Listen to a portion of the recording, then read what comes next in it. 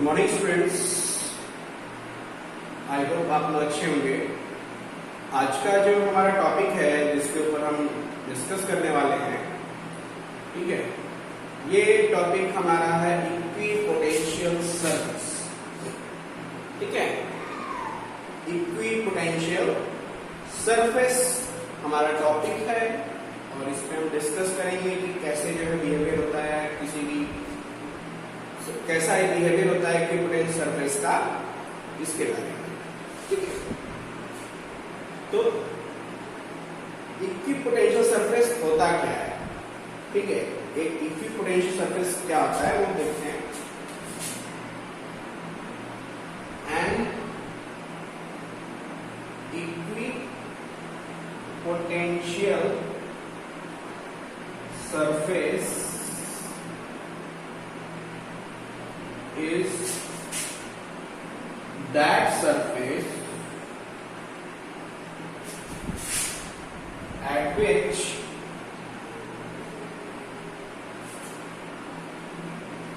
the potential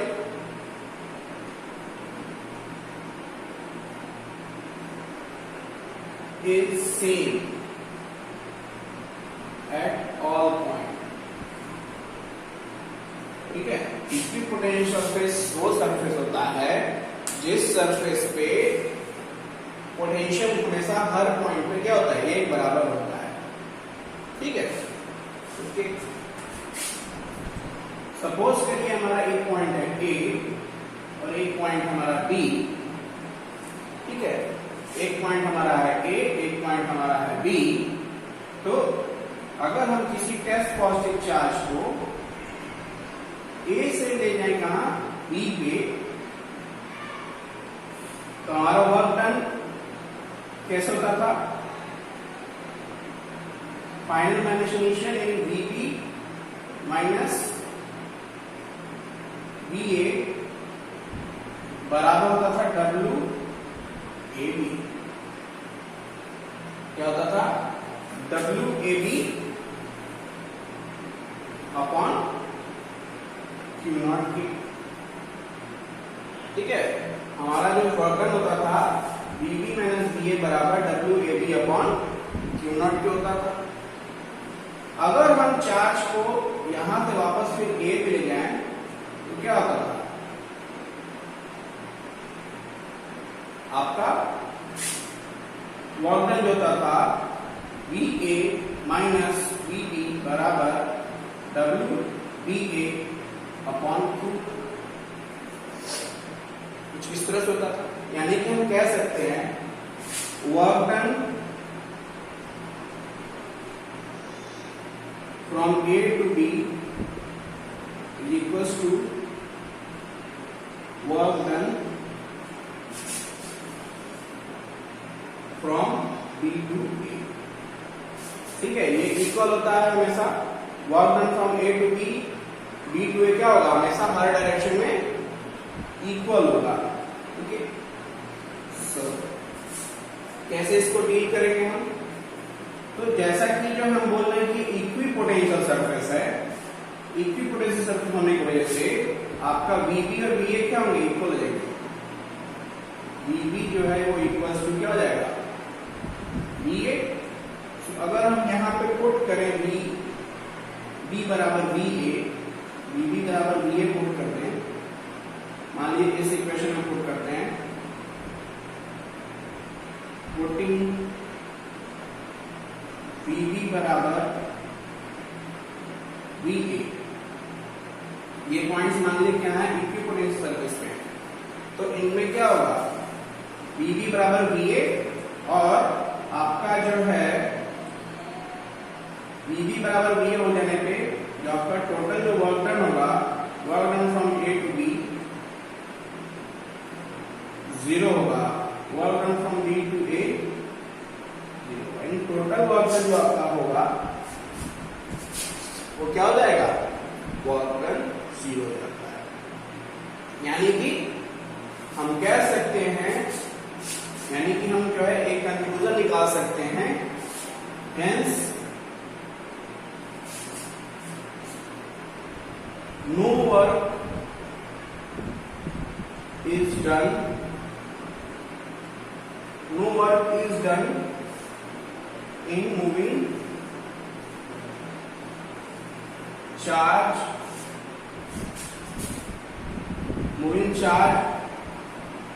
from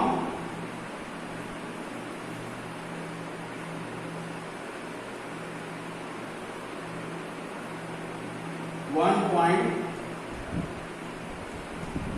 to other point on equipotential surface.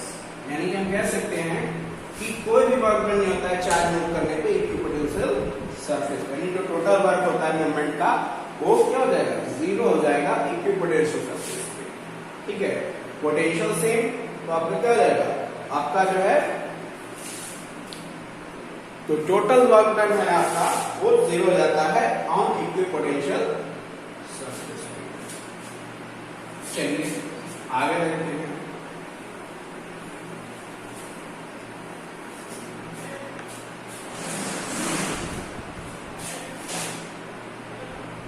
इन दोनों के बीच की डिस्टेंस अगर मान लीजिए L है, तो छोटा डिस्टेंस अगर देखा जाए तो क्या होगा, DL। सपोज करिए DL है, DL is small distance, DL क्या है, एक स्मॉल डिस्टेंस है ऑन इक्विपोटेंशियल सरफेस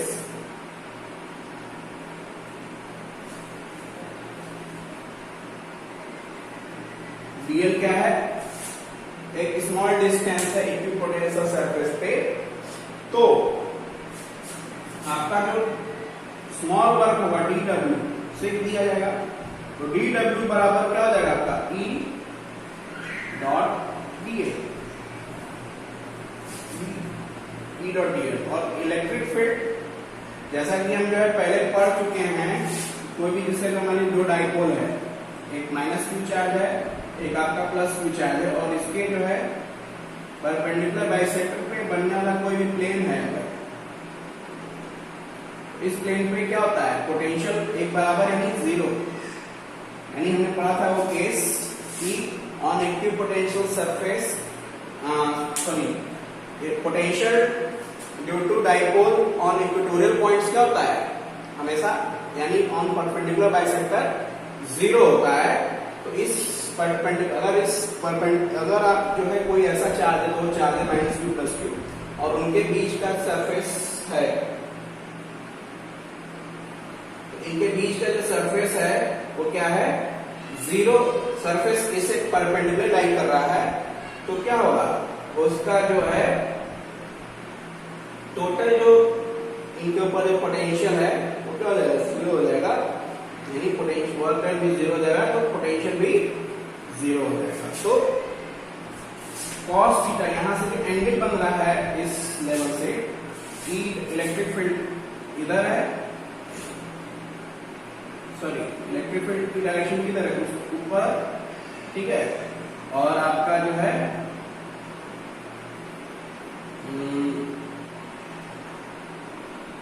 सरफेस से जो आपका वो है एंगल है कितना है, E dot DL cos theta, और थीटा की वैल्यू क्या होती है, परपेंडिकुलर बाइसेक्टर पे 90 डिग्री होती है, तो क्या हो जाएगा, cos थीटा की वैल्यू क्या हो जाएगी, जीरो। तो आपका DW बराबर क्या हो जाएगा, E डॉट DL, यहाँ पे cos थीटा की वैल्यू क्या हो जाएगी, जीरो, ये सारा टर्म जीरो, तो आपका DW बराबर क्या हो जाएगा, जीरो। DW बराबर आपका क्या हो जाएगा, जीरो। यानी कि इलेक्ट्रिक फील्ड क्या होता था, परपेंडिकुलर बाइसेक्टर पे इलेक्ट्रिक फील्ड आपका जीरो हो जाता था on dipole. Just like that equipotential surface के परपेंडिकुलर डायरेक्शन में आपका जो है टोटल जो आपका है वर्क डन जीरो हो जाएगा, कुछ इस तरह से।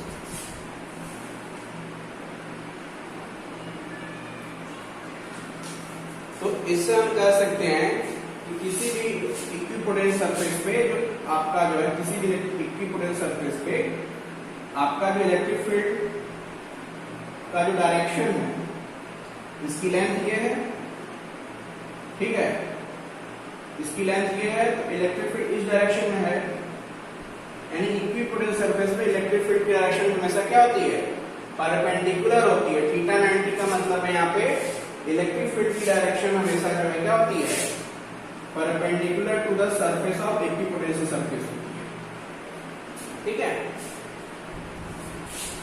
लिख सकते हैं यहाँ पे on equipotential surface direction of electric field is perpendicular to the surface। Surface के हमेशा परपेंडिकुलर होता है, ठीक है। ओके, आगे बढ़ते हैं।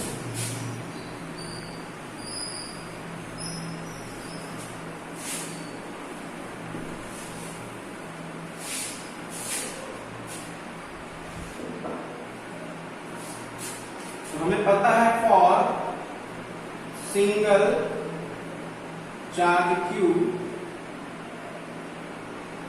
पोटेंशियल भी बराबर क्या होता है, के क्यू बाई आर होता है। फॉर सिंगल चार्ज भी क्यू पोटेंशियल आपका क्या होता है, के क्यू बाई आर होता है, ये हम जानते हैं। तो आपका जो कोई भी इक्विपोटेंशियल सरफेस है, इस सरफेस पे हमेशा क्या होगा, हर पॉइंट पे पोटेंशियल हमेशा V जाएगा, यानी कांस्टेंट V हमेशा जो है कांस्टेंट बना रहेगा हर सिंगल चार्ज पे। अगर आप किसी और जगह पे अगर आप एक सिंगल चार्ज प्लेस करते हैं Q, इसकी वजह से जो है क्या होगा, पोटेंशियल हमेशा कांस्टेंट रहेगा इस सिंगल चार्ज में। सेम Q चार्ज रखते हैं, एक ही चार्ज रखते हैं, तो पोटेंशियल हमेशा इसके द्वारा कांस्टेंट रहेगा। और ये जो होगा, अगर मान लीजिए प्लस चार्ज है, तो इसके द्वारा क्या होगा, इलेक्ट्रिक फील्ड की डायरेक्शन क्या होती है, away from this positive charge, away from this positive charge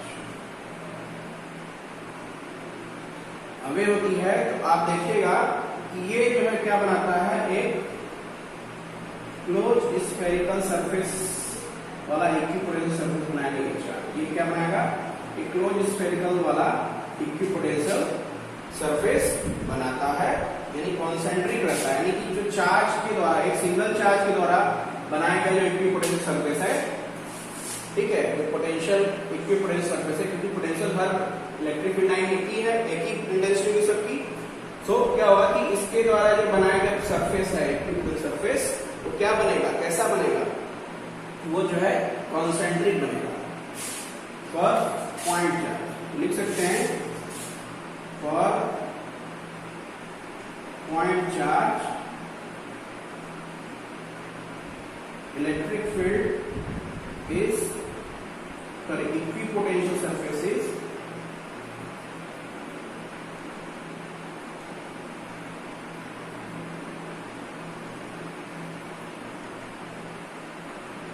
concentric.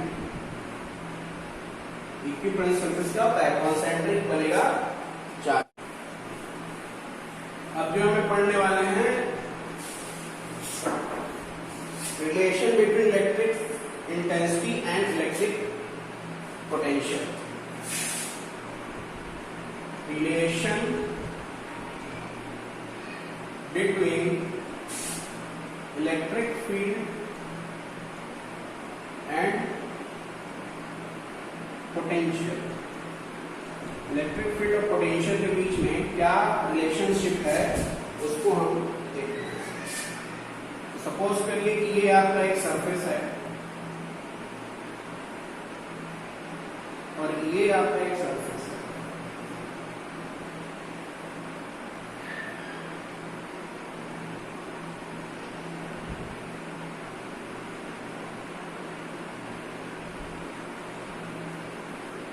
ये दो सरफेस हैं,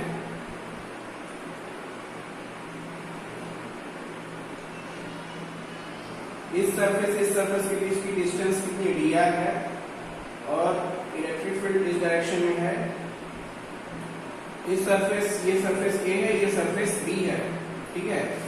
ये प्लेन से ये प्लेन के बीच की सरफेस क्या है, ये बीच इस सरफेस पोटेंशियल V है, इस surface potential V plus dV है, V प्लस dV है। dV क्या है, increase potential, increase in potential. dV क्या आपका इंक्रीज इन पोटेंशियल है, और ये आपका क्या है, डिस्टेंस है dr from this surface A, ठीक है। सो dr हमेशा परपेंडिकुलर रहेगा, ठीक है, हमेशा परपेंडिकुलर रहेगा। So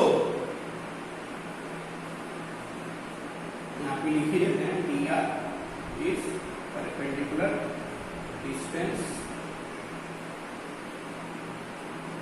from A to B, A to B के बीच का क्या है, परपेंडिकुलर डिस्टेंस है आपका dr, ठीक है। तो वर्क डन, अगर सपोज करिए कि एक हम जो है इलेक्ट्रिक फील्ड इधर है और हम क्या कर रहे हैं, यहाँ से पॉइंट चार्ज Q यहाँ ला रहे हैं वापस उल्टी direction against electric field density. Q charge जो है क्या कर रहे हैं, हम यहाँ से Q charge against electric field लेके आ रहे हैं from plane B to A की तरफ, ठीक है, B टू A की तरफ अगर ला रहे हैं तो हमारा जो वर्क डन होगा WBA, ठीक है, हमारा वर्क डन क्या होगा, WBA बराबर क्या हो जाएगा, BA माइनस BB हो जाएगा। तो पोटेंशियल ऑन सरफेस BA क्या था, B है, पोटेंशियल ऑन सरफेस B क्या है, B minus B plus BB है। सो देखिए B से B कैंसिल हो जाएगा तो बचेगा क्या, WBA बराबर हो जाएगा माइनस dV के, ठीक है, WBB बराबर क्या हो जाएगा, माइनस ऑफ dV के, ठीक है। तो WBA जो आपका है, WBA जो आपका है वो होता है, हमने आपको पहले ही बताया था, WBA बराबर होता है EDF। तो WBA की वैल्यू कितनी है, अभी आपको बताया था, WBA कितना है, E डॉट dr। WBA आपका होता है mod of electric field density into distance, ठीक है, डिस्टेंस।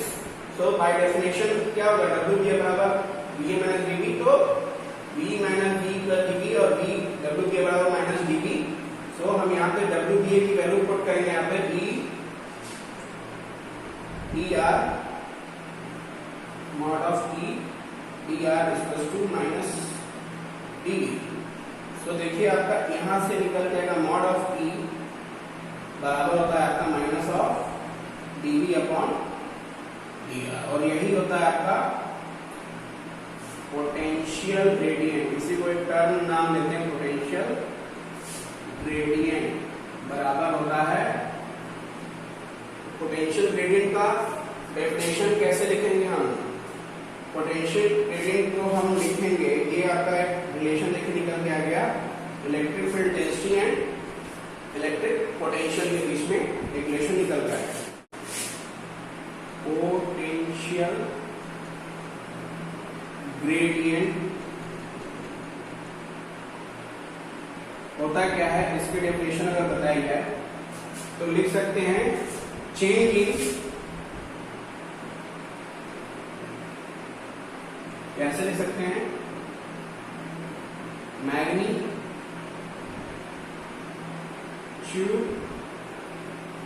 कैसे लिखते हैं, change in magnitude of potential per unit length, per unit change in length perpendicular. ठीक है, पोटेंशियल ग्रेडियंट में कह सकते हैं कि मैग्नीट्यूड, पोटेंशियल के मैग्नीट्यूड में जो चेंज होता है आपके इलेक्ट्रिक पोटेंशियल लाइन में चेंज होता है अपॉन लेंथ, यानी कि हम इसको देख सकते हैं कि mod of E is equal to mod of minus of mod D V upon D R. ये हम ऐसे देख सकते हैं, ये होता है आपका पोटेंशियल ग्रेडियंट। तो आपका इलेक्ट्रिक फील्ड होता है तो क्या होता है, change in per unit length, और इस लेंथ को हम देखिए क्या ले सकते हैं, डिस्प्लेसमेंट ले सकते हैं, चेंज इन डिस्प्लेसमेंट, ये डिस्प्लेसमेंट है, सीधा परपेंडिकुलर डिस्प्लेसमेंट। ओके, सो यहां पे कुछ चीजें नोट करने वाली चीजें हैं कि जब इलेक्ट्रिक फील्ड इंटेंसिटी बहुत स्ट्रांग होती है, जब इलेक्ट्रिक फील्ड इंटेंसिटी बहुत ही स्ट्रांग होती है,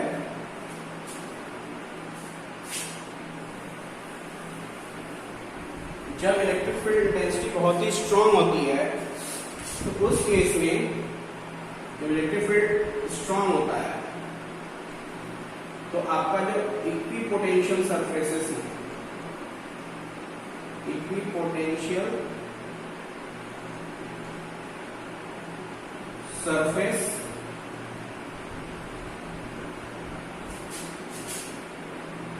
कम्स क्लोजर, ये क्लोजर है, नजदीक है जाते हैं जब इलेक्ट्रिक फील्ड बहुत ही स्ट्रांग होती है, और जब इलेक्ट्रिक फील्ड क्या होती है, वीक होती है, equipotential surface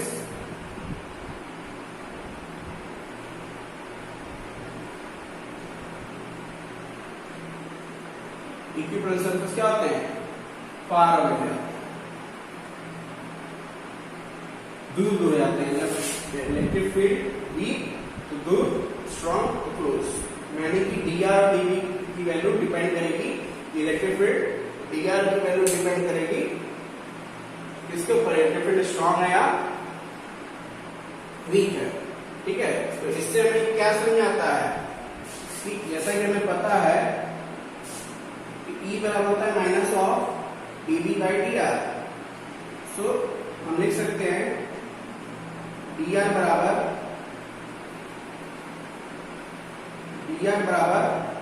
minus D B upon E. So D R क्या होता है, inversely proportional to electric field होता है।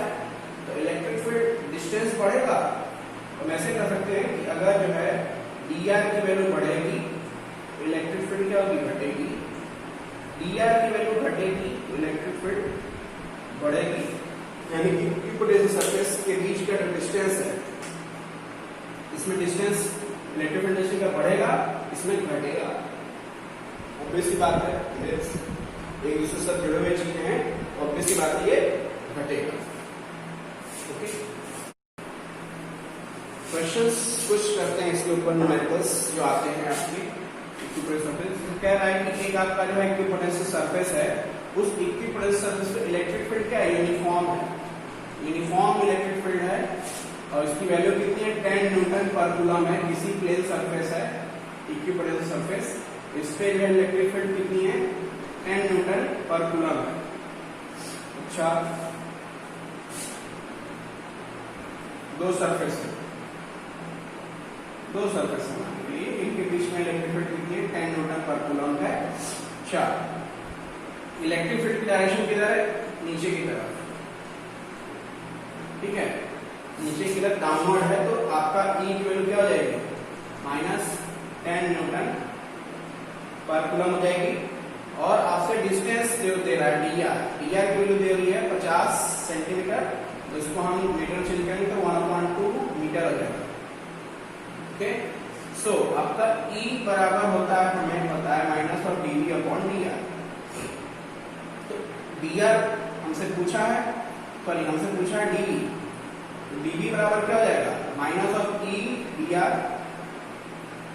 सो माइनस -10 इंटू 1/2, तो ये कटेगा तो बचेगा क्या, माइनस प्लस, तो 5 वोल्ट। आपका जो डीवी की वैल्यू है पोटेंशियल, इलेक्ट्रिक पोटेंशियल कितना होगा, 5 वोल्ट होगा इन दो सर्फेसेस के। ठीक है, तो आज के लेक्चर में इतना ही। अगले लेक्चर में जो है हम लोग न्यू टॉपिक्स एक्सप्लोर करेंगे। ठीक है, आज के लिए इतना ही।